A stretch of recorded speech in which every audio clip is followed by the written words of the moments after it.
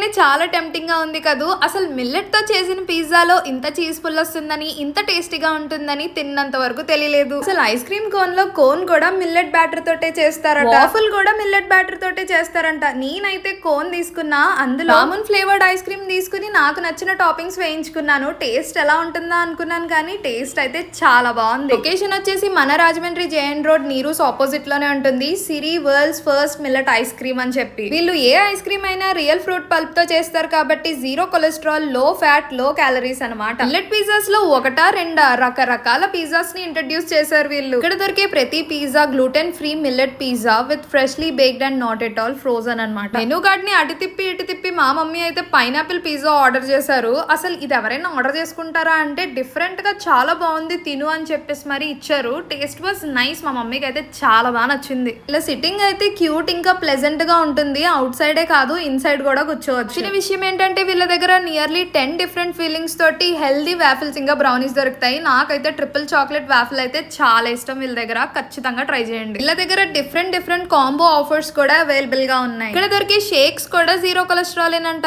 ఇంకెందుకు లేట్, గుర్తుంది కదా, Siri world's first millet ice cream.